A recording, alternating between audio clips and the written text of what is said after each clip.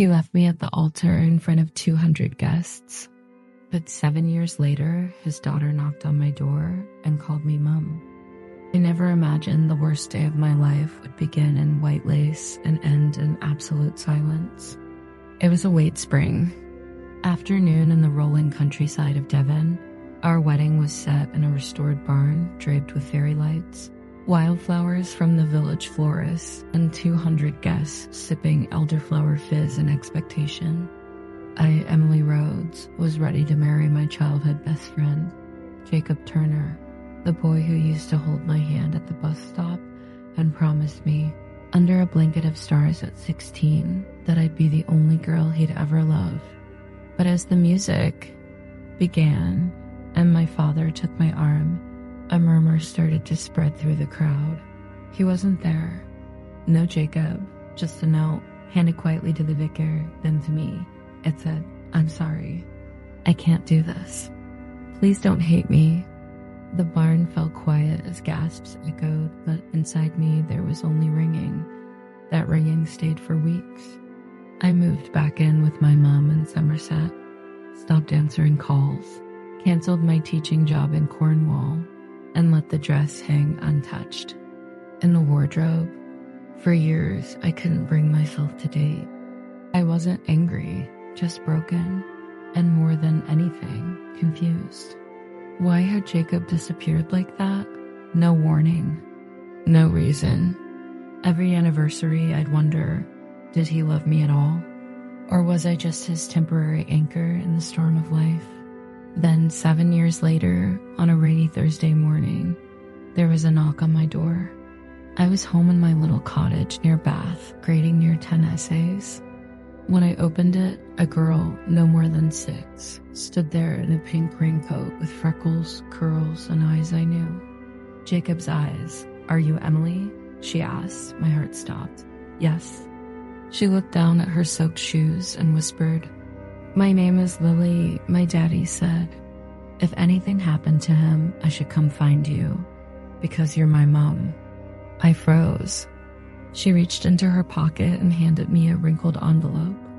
Inside was a letter, handwritten. From Jacob. "Emily, if you're reading this, it means I'm gone. And I know I don't deserve your forgiveness, but please hear the truth." The truth, as it spilled across those pages, shattered me. The day of our wedding, Jacob had received a call. His ex from university, Beth, was in a car accident. She was pregnant. And in critical condition, the baby his had survived. She hadn't, but the child Lily was born prematurely and had no immediate family. In those split seconds before our vows, Jacob panicked. He said he ran, not because he stopped loving me, but because he couldn't marry me while holding such a secret. "I was scared," he wrote. "I thought if I stayed, I'd ruin your life. So I left. But I never stopped loving you. I kept her photo on my desk every day because she has your eyes. I told her stories about you, how kind you were, how you loved birds and read in the bath. I never let her forget you, even though she never met you. And now, if you still have space in your heart, she needs someone. I can only pray that someone is you." I couldn't breathe. Lily was staring at me, her bottom lip trembling. "Can I come in?" she asked. That day, I didn't just let her in. I let all of it in.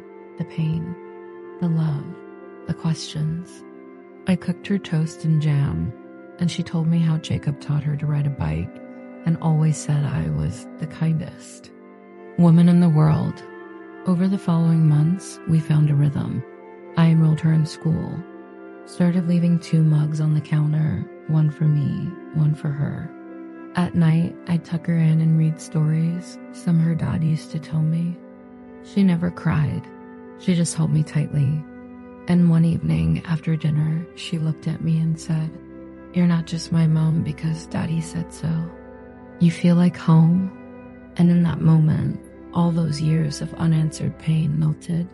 I realized I hadn't been abandoned. I'd been chosen, not for the wedding, but for something deeper. A legacy, a second chance. And every morning since, When I see her curly head peek around the corner with a sleepy, "Morning, Mum," I whisper a thank you to the man who broke me, but also gave me the reason to feel whole again.